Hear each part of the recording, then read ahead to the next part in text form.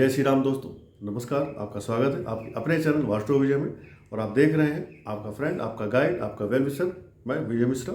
अगर आपको कोई भी कुंडली का विश्लेषण कराना है, कोई भी वास्तु संबंधित आपको सलाह लेनी है, या रत्नों से संबंधित, रुद्राक्ष से संबंधित कोई भी आपके प्रश्न है, सलाह है, तो आप हमसे ले सकते हैं, कांटेक्ट कर सकते हैं, मिल सकते हैं, अपॉइंटमेंट ले सकते हैं। और अपॉइंटमेंट लेकर के आप अपने समस्त प्रश्नों के आंसर जान सकते हैं। आज हम बात करने वाले हैं मांगलिक दोष के बारे में। मांगलिक दोष आप सबने कई बार सुना होगा, खास करके जब किसी लड़के या लड़की की शादी होती है तो मांगलिक दोष की बहुत चर्चा होती है।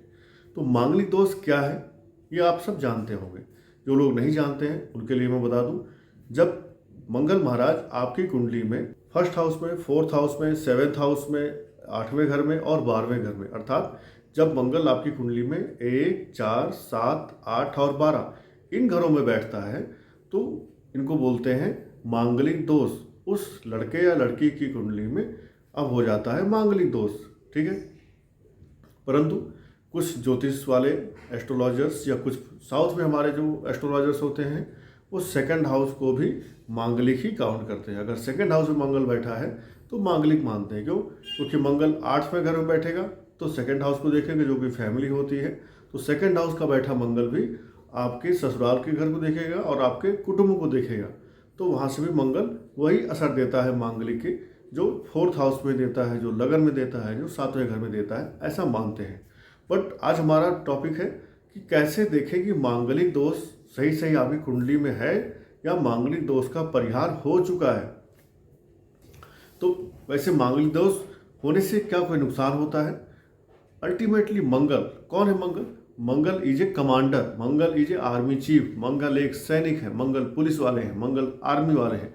अर्थात मंगल एक उग्र, तेज, फायरी प्लेनेट है जो इंसान को जोश, जज्बा, ताकत, निडर और एक बहादुर योद्धा बनाता है। तो जिस इंसान का मंगल अर्थात जिस इंसान की कुंडली मांगलिक होगी उस इंसान के अंदर मंगल का जो गुण होगा, मंगल की जो क्वालिटीज होंगी वो ज़्यादा खुल करके बाहर आएंगी। मांगलिक लोग ज़्यादा बहादुर होते हैं, ज़्यादा पावरफुल होते हैं, ज़्यादा निडर होते हैं और वो ज़्यादा कह सकते हो कि रोमांटिक भी ज़्यादा होते हैं। क्योंकि मंगल मीन्स एनर्जी, एनर्जी हर फॉर्म में अपना रंग दिखाएगी।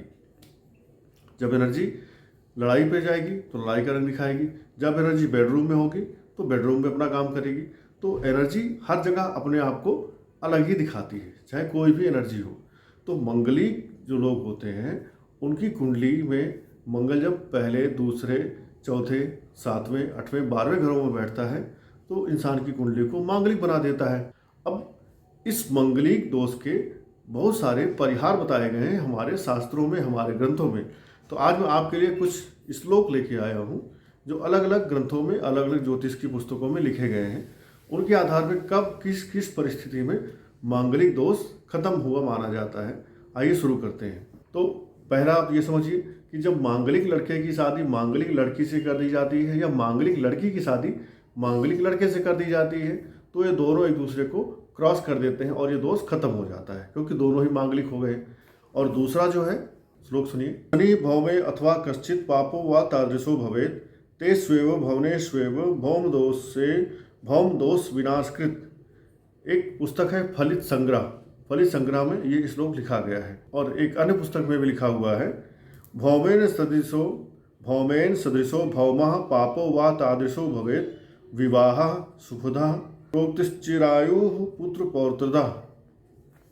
अर्थात जब आपकी कुंडली में अर्थात लड़के की कुंडली में जहाँ पर मंगल है, लड़की की कुंडली में उसी जगह पर कोई क्रूर अथवा पाप ग्रह जैसे सूर्य, शनि, राहु, मंगल हो तो भी जो मांगलिक दोष है वो खत्म हो जाता है। मीन्स लड़के की कुंडली में मान लो चौथे घर में मंगल है तो लड़की की कुंडली में चौथे घर में शनि, राहु, सूर्य, मंगल जैसा कोई ग्रह हो जाए तो ये दोनों एक दूसरे को बैलेंस कर लेते हैं और मांगलिक दोष खत्म हो जाता है। भले ही लड़के या लड़की की चौथे घर में राशियां अलग अलग हों, ठीक है, राशि कोई भी हो, लेकिन अगर सेम हाउस में लड़के और लड़की के क्रूर ग्रह बैठ रहा है मंगल के रिस्पेक्ट में तो वो माना जाएगा मांगलिक दोष खत्म।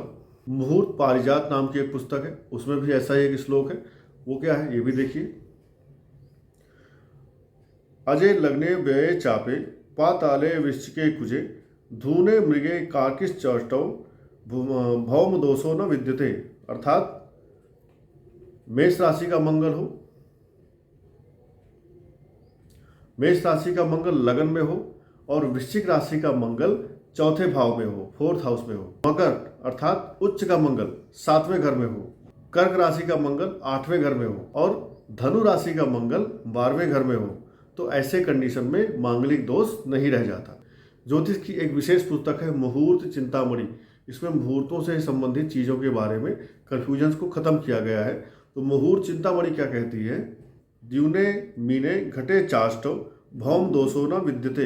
अर्थात इसका क्या मतलब होता है? मीन का मंगल अगर 7वें में हो, मीन राशि पर बैठा हुआ मंगल आपके 7वें घर में हो, कुंभ राशि का मंगल 8वें घर में हो, तो भी ये मांगलिक दोष खत्म हो जाता है। और ज्योतिष की एक पुस्तक है मुहूर्त दीपक।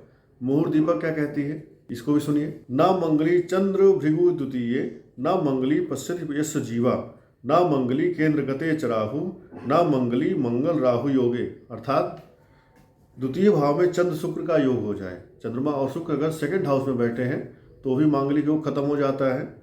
मंगल अगर गुरु से दृष्ट हो, मंगल को गुरु का एस्पेक्ट आ रहा हो, तब भी मांगलिक दोष खत्म हो जाता है। केंद्र भाव में आपके पहले, चौथे, 7वें, 10वें में राहु बैठा हो तो भी आपका मांगलिक दोष खत्म हो जाता है। अथवा केंद्र में राहु और मंगल एक साथ बैठे हो तो भी मांगलिक दोष खत्म हो जाता है। मुहूर्त दीपक में ही एक श्लोक और है मांगलिक से संबंधित, उसको भी देखिए। सबले गुरौ भृगौ वा लग्ने द्यूने अथवा भौमे वक्रे नीचारी गृहस्थे वा अस्तपे असिना कुजदोषा। अर्थात बलवान गुरु और शुक्र लगन में हो, अस्त, नीच, वक्री, मंगल अगर इन स्थानों पर हो 1, 4, 7, 8, 12 तो भी मांगलिक दोष नहीं होता। इसी प्रकार मुहूर्त चिंतामणि में एक श्लोक और है, उसको भी देखते हैं। श्लोक क्या कहता है? केंद्र कोणे सुहादय चा तिसराय अप्यसद्रग्राह तदा भौमस्य दोषो न मदने मदपस्तथा।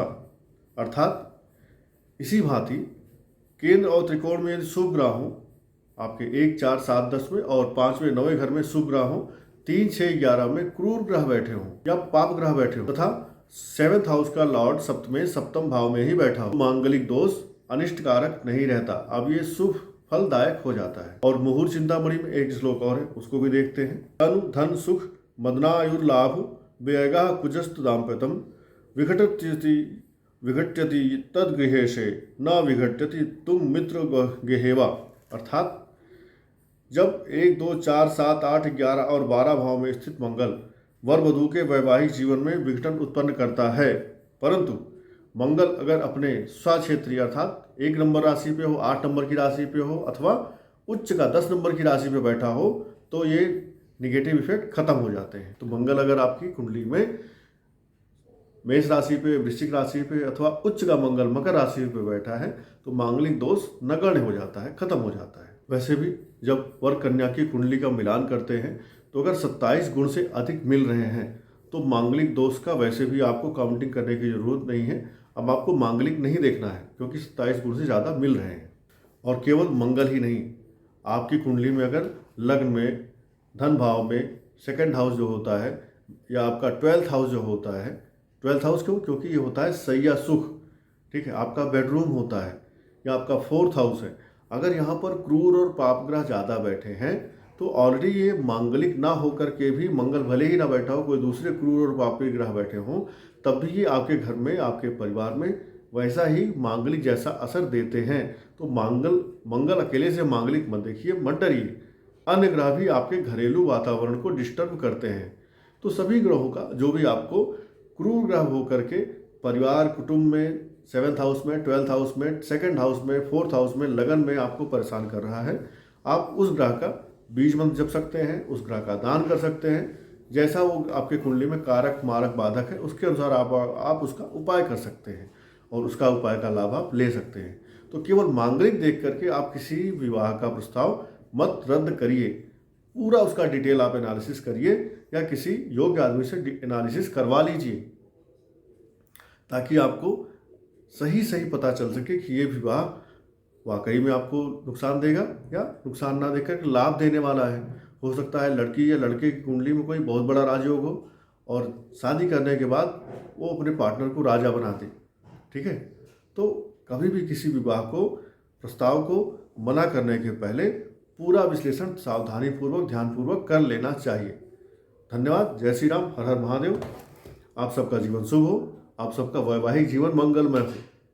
इसी आशा के साथ इस वीडियो को यहाँ पे समाप्त करते हैं। फिर मिलेंगे किसी अन्य वीडियो में किसी अन्य टॉपिक पे। अपना ध्यान रखें, स्वस्थ रहें, मस्त रहें। जय श्री राम।